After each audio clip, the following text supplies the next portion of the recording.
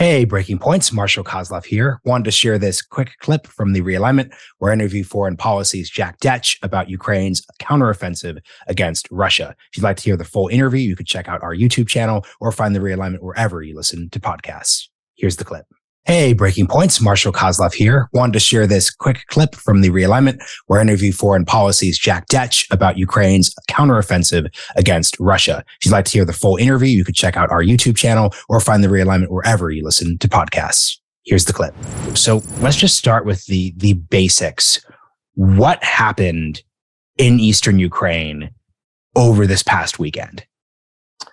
So what the Ukrainians were able to do were to seize some of the major railroad junctions in eastern Ukraine that the Russians had seized back in April when they launched this big Donbas offensive. So they basically put a baker's dozen of these major rail intersections, if you would. So Kharkiv, Kupiansk, Liman, which they're pushing on, and Izium, which was a major site of fighting. It took the Russians a month to take Izium. And those are now in Ukrainian hands. So basically, this makes it very, very difficult for the Russians if they want to force their way back into this corridor of Ukraine to get back in there. I mean, they have to do it under fire from Ukrainian brigades. And I think what we've seen is just a new level of capability from the Ukrainians with these more mobile brigades. They can move through vehicles, through tanks, these Soviet era tanks, lighter, faster wheeled vehicles. So this tells you they have a lot of capability on offensive attacks.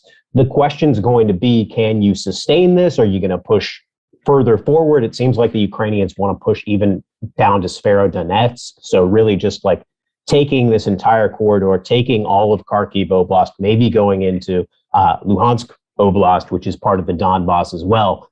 You're obviously talking about a major block of territory. And the question is, can you consolidate that? Are you going to want to push further? And certainly there's going to be like a lot of gut check in places like Washington and London about how far they want the Ukrainians to go, especially when they're running short on ammunition, artillery, you name it.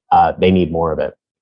Yeah, a couple questions then. So one would be, what's the actual mileage here? Like, how big is this overall space that we're talking about here? You're looking at over 1,000 square miles. It's about 3,000 square kilometers. So it's pretty significant area, probably the biggest territorial exchange of the war so far, now in Ukrainian hands again. But it just puts a tremendous burden potentially on the Ukrainians. Even Alexei Reznikov, their defense minister, was saying over the weekend, now we've got to find a way to supply this to basically lock this down into Ukrainian hands. It's not clear that they can do that immediately, but on the other side of the envelope, right, you have a Russian force, which is badly flagged at this point. You have Russian units that really faded away as the Ukrainians approached these areas, not to mention Russian units that are really cobbled together of separatist forces, of the Rosguardia, which is Russia's National Guard units. So you're not talking about elite units that are coming from Russia. And we're still several months out from January when Putin's going to have his mobilization done of about 137,000 new troops. Not even clear all of those are going to go back to Ukraine. So the Russians are facing an enormous manpower shortage, and it's clear that the Ukrainians have a little bit of space to roll the dice here to potentially gather up more territory. What we've been hearing from Ukrainian officials all week is they want to go as far as they can before the winter sets in and you really see those lines kind of freeze up. And it becomes more of an artillery exchange like we've seen in the past few months. So this is an opportunity for them to get as far as they can and potentially get into a situation where either they don't have to negotiate, or if they have to go back to the negotiating table, they really have the upper hand over the Russians. So here's another question then. I noticed at the start of the conversation, you mentioned these railway junctions as being critical for this bit of war. And just talking about railways and warfare makes you think of World War I, like rushing rail to the front in those different bits. That seems very 20th century. So just like help us kind of get a picture of like the transportation. How are things moving so quickly? Are these tanks that are driving these thousands of miles? Like what's the actual picture look like in that end? So for the Russians, they were really using a lot of these rail junctions that they took from the Ukrainians to provide supplies in from the far west of Russia, from the Western military district. So you had places like Belgorod, where you saw sort of that buildup happen over months, kind of these Russian anthills that were coming up late in the fall and early into the winter. those were sort of critical for, in the early days, getting the Russian lines forward and continuing into this April offensive right after the Russians were beaten back from Kiev. They needed places like Belgorod, and they needed to liberate places like Izium in the far east to push supplies forward, to basically get those units supplied, to get them steady, to make sure that they could hold up a defensive line against Ukrainian attacks. What we've seen subsequently is two things. I mean, one, the Ukrainians getting faster on the offensive. So like you said, they have military vehicles now from the United States. They have these Soviet-era tanks that they can push forward. So we're seeing that tank warfare, certainly in this context, isn't dead, but it's also a Ukrainian force that's going right up against a much thinner Russian line, and sometimes Russian lines that are just breaking away from the conflict. So not a lot of defense from the Russian side, and sort of a whole lot of offense from the Ukrainians that we didn't see before. I mean, right, like the Ukrainians weren't doing these style of wheeled attacks on February 24th. This is sort of a whole new breed of Ukrainian military. But they just sort of need to kind of keep up the pace, keep up the drumbeat, and they're going to need a lot more weaponry. And of course, the question is domestically, Marshall, what appetite is there going to be in Congress for much more of that?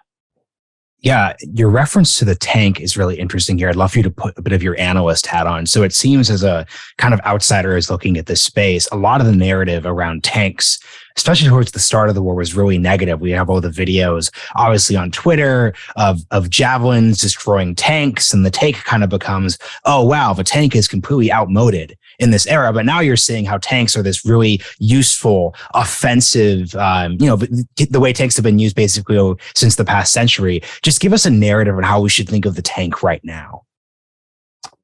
I think it's kind of curious, right? Because in Ukraine, we sort of had this expectation before the war that Russia would dominate the skies with their superior missile forces, with their superior air forces. And those are the technologies that Russia has been modernizing under Putin for more than a decade.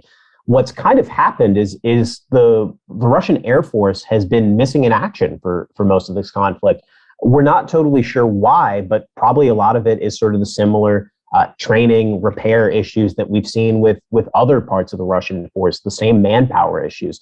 So with that out of the fight, we've seen the Ukrainians now getting these wheeled vehicles from the West, getting these Soviet-era tanks, which they had, but not en masse. And we've seen sort of what's happened is NATO allies in the East, to get Abrams tanks, to get modern tanks, have sent forward their stuff into Ukraine. And the Ukrainians are able to throw that forward as the Russians seemingly have no air game.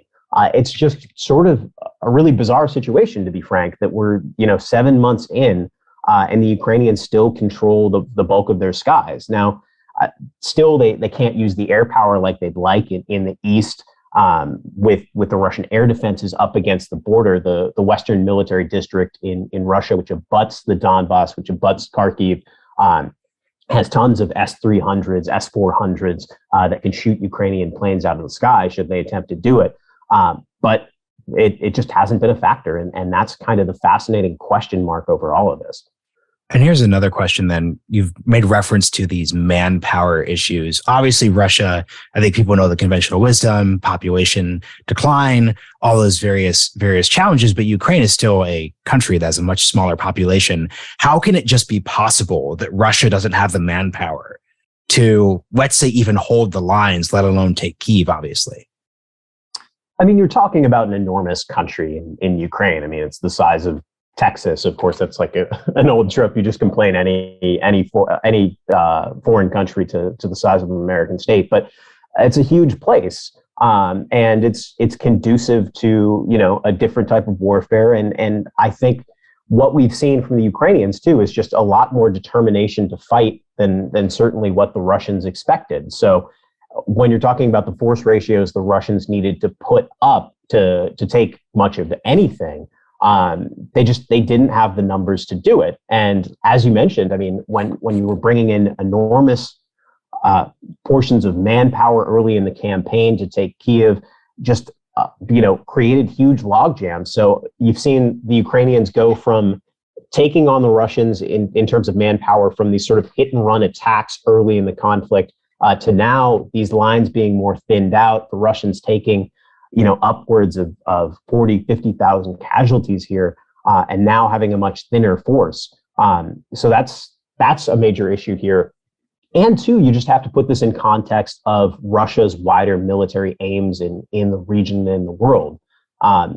This is not the biggest conflict in Russia's book, as strange as that would seem. You would be looking at a potential regional conflict, a potential nuclear conflict where they would have to, expand into NATO territory, at least on the Russian books. And of course, they haven't followed them by the line in Ukraine, but that's what you'd be expecting. And so I think there's sort of a little bit of pressure to hold back from the Russians. There's obviously political pressure from the Russians to make this a much narrower conflict. Certainly what the Kremlin line has been has continued to be for the last 7 months since February 24th, is that this is a special military operation. This doesn't exist outside of the Donbass. This is to protect Russian speakers. And to keep up that line, you sort of have to play it slow, play it narrow. And so the Kremlin is kind of in sort of this self-defeating game a little bit. They can only ratchet up the pressure so much. And when you're facing a determined opponent like the Ukrainians, who now have just oodles and oodles of Western kit, it's very difficult.